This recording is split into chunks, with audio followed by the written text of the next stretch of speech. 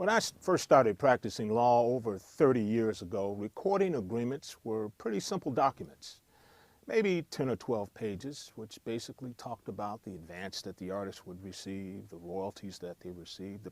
The predominant configuration of recordings, the sale of recordings at that time, consisted of vinyl records and cassettes, 10 or 12 pages. Well, it's changed a lot. The recording agreements have evolved over the years. And I'm going to show you a copy of the last agreement that I negotiated earlier this year. And as you can see, it's much different from the agreements from years ago. Here's a copy of the agreement.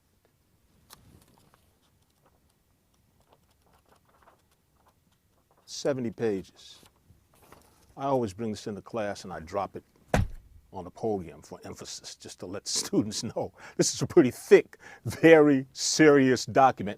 Now, why do you say, why 70 pages? Why 70 pages? Well, what happened is, for each technological advancement in the music industry, these contracts have gotten longer and longer and longer. Why? Because there's more pages added, more provisions added to cover the rights and obligations that result from these new technological advancements. For instance, when I first started practicing in 1980, CDs hadn't even entered the marketplace, but within a couple of years they did.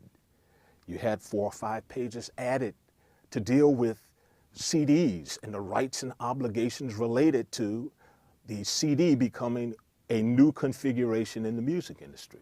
Also in the early 80s, you had another technological advancement, cable TV, and a new cable channel, music television, MTV. So record companies had to start producing music videos. Another 5 or 6 pages were added to account for that. And on it went. As we got into the 90s, you had the development in the latter part of the 90s of the digital age. And paragraph by paragraph, technological advancement by advancement, you had additional pages added to these contracts. Very, very important. Why? Because the purpose of an exclusive recording agreement is to establish and document the asset value of the company. What do I mean by that? What are assets? Assets are things of value. And what do exclusive recording artist contracts do? Well, they convey rights and obligations on both of the parties. So we're going to talk about 2 of the things that I think create value for a record company and for an artist in an exclusive recording artist agreement. First is what I call the most valuable asset in the music industry, which is the copyright. Now, we're going to deal with copyright in the next lesson to a great degree, so I'm not going to dwell on it too seriously this time. But in speaking about the exclusive recording artist agreement, it's important to know that record companies want the rights to the copyrights in the sound recordings. There's various types of copyrights under the law, and we're going to deal with 2 or 3 in this course that really relate to the music industry as it currently stands today. Record companies are concerned about the sound recording copyright. What is the sound recording copyright? What is a sound recording? That is a recording of a composition, and a composition is another copyright that we're going to deal with in the next lesson. But the sound recording is the fixation of sounds that make up the recording of a composition. What do I mean by that? Well, you'll have a basic song that an artist will record. An arranger will get involved. A producer will get involved. Other musicians might come in. You might have a rhythm section come in. You might have strings come in, or you might use a synthesized strings. You're going to have an arrangement. You're going to have someone coach the vocalist on the interpretation of the song. That's basically what the producer does. All of these people are involved in producing this sound recording, the fixation of sounds that make up the version of the composition. Record companies want to own the rights to the copyrights in the sound recording. Now, what is a copyright? Well, a copyright is a piece of intellectual property. It's just like owning real estate. Of course, it isn't real at all because it's in the air. You can't put your finger on it. It's called intellectual property. It's the creation of the mind. Well, and talent as well.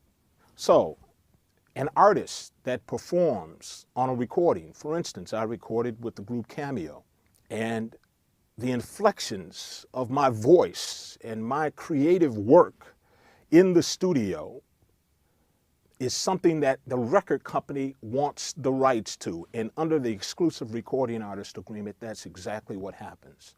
The artist and everyone involved in the process of creating the sounds that are fixed on that sound recording need to be transferred to the record company because the record company wants to own those rights in the sound recording. Why do they want to own the rights in the sound recording? What's the value of owning that sound recording copyright? Well, the copyright can last for life plus 70 years. There's some other rights that we'll talk about in the next lesson regarding copyright.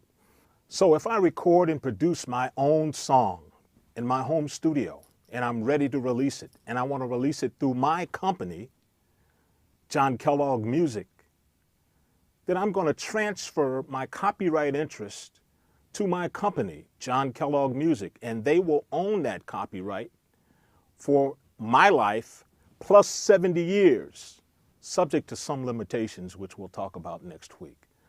But after that 70-year period, after the life plus 70-year period, then that copyright falls into what is called public domain, which means that anybody can use that copyright and they don't have to get permission from anyone. With a copyright, that gives you like a monopoly on that intellectual property. Nobody else can use that property. Nobody else can use that sound recording without getting your permission during the life of copyright. So why do companies want to own sound recordings? Why do they want to have that right? And you need to know this as well. Record companies don't require you to assign your interest in copyright over to them for nothing. No, this is the reason why you have an agreement. The record company is saying, assign that copyright interest over to us. And in exchange for you assigning the copyright interest over to us, we are going to pay you royalties for you assigning that interest. Record companies want to own those sound recordings because over the life of copyright, those sound recordings can be used in a number of ways. And I'm just going to give you a couple of ways. One, they can be sold. Those sound recordings can be sold in different types of configurations. Digital downloads, they can be sold in CDs.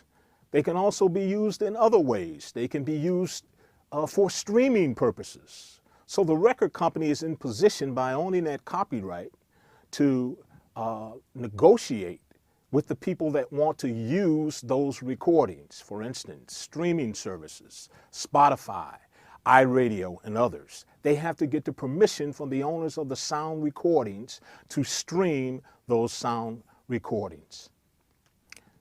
And here's another use that's becoming even more and more important in the music industry today, and that is the right to synchronize those sound recordings to a video image.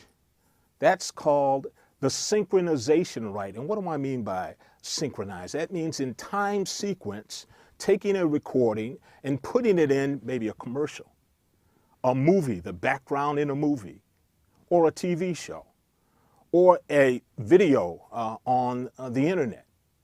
Very, very important rights. Why? Because the people that want to use and sign these synchronization licenses so that they can use the sound recordings in these various mediums usually have to pay a fee. And it's very, very important, a very important revenue source for record companies. So The transfer of copyright interest is one of the things of value in having a recording agreement. It establishes the right in the record company, and that could be your own record company as an artist. Why, as an artist, should you have your own record company? Because at some point, you might want to do a deal with a major label, an internet distributor. You might want to license your recordings to other people. And at that point, you want to establish those ownership interests in an entity that's working for you. Why? Because in the American system of capitalism, businesses like to build value in their assets. And the copyrights are assets that usually grow in value. The more you exploit those copyrights in various mediums, it builds the value more and more. One of the most remarkable companies in the history of the current music industry is Motown Records. Motown's master recordings are very, very valuable because you'll hear them in commercials all the time. You'll hear them in movies. So the exclusive recording artist agreement, one, transfers the sound recording copyright interest to the company, which is very important. And two, it provides for the artist to render their exclusive recording services for a period of time or a certain product commitment. That could be 4 to 6 albums. Why is that important? Well, I release my record on my own through digital distribution. It starts getting a lot of social media. It turns into a viral sensation. And let's say a major label approaches me and said, we really like what you do, John, and we like to sign you to an agreement. Well, it's important for me to say, well, I have my own company, John Kellogg Music, and I have a contract with my company where I am going to record 5 albums. Now, I've recorded the first one and released it, and that's the one that generated all the heat and the reason for you wanting to sign me. But I have 4 more albums under my contract, so let's deal. My company can deal with you on that basis. And it puts you in a much better negotiating position to have that. Now, what do I mean by exclusive recording services? Well, that means that I can't record for anyone else, any other company during that period of time. That's very important, very important. And we talk about the evolving nature of recording agreements. I think it's important to talk about the fact that record companies back in the early 80s were enforced that provision, the exclusivity provision in contracts pretty severely. I remember back in the early 80s when I first started practicing and I represented the O'Jays, and they had the opportunity to record with Stevie Wonder, and in fact did record with Stevie Wonder. And at that time, Stevie Wonder was at the top of his game. The O'Jays were at the top of their game.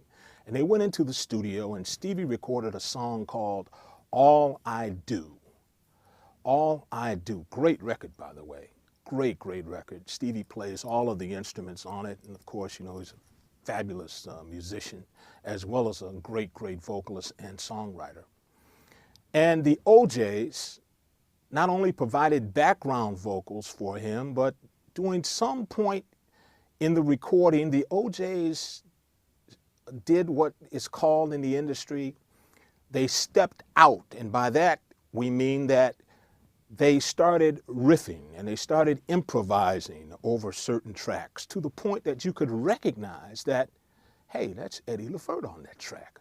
Wow, the O'Jays are recording with Stevie Wonder, 2 superstars. This is fantastic. Walter Williams, the other lead singer of the O'Jays, did his trademark signature licks throughout the song. It was fantastic. I remember the O'Jays brought the at that time, cassette tape back with them, and we were listening to it, and all of the people in their camp were really excited. This had never been done before, superstars coming together to record tracks. Well, as it turns out, at that time, record companies were really concerned about allowing their artists to record on other artists' tracks because they thought that it would cannibalize the sale of their own artist recordings, to the point that the O'Jays record company did not agree to allow the step-out vocals of the O'Jays to be used. And so they had to pull it. They couldn't mix those tracks into it, which to me was the thing that really made the recording special. But the O'Jays were allowed to do the background vocals. And the other background vocalist on that track was Michael Jackson, but he was signed to Motown, or at least Motown had given him the permission to record with Stevie Wonder.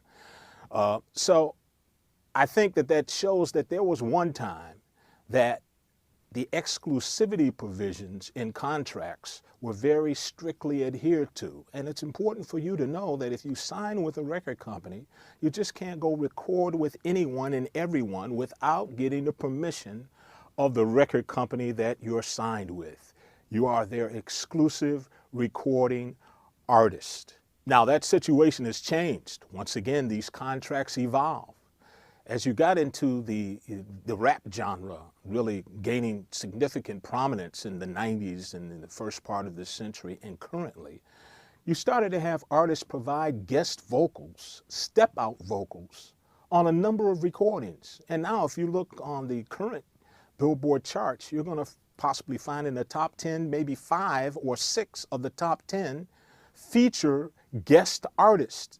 And record companies started to loosen their restrictiveness on the exclusivity provisions. And they really started to allow their artists to appear on other artists' recordings. Of course, they demanded a certain royalty, a percentage of a royalty when their guest artist appeared. But also, I think it's important to know that record companies found value in their artists being promoted as a result of being guest artists on other recordings. So, once again, the transfer of the sound recording copyrights. 2, the providing of the exclusive recording services of the artist to the record company are very important things that build the asset value of the record company.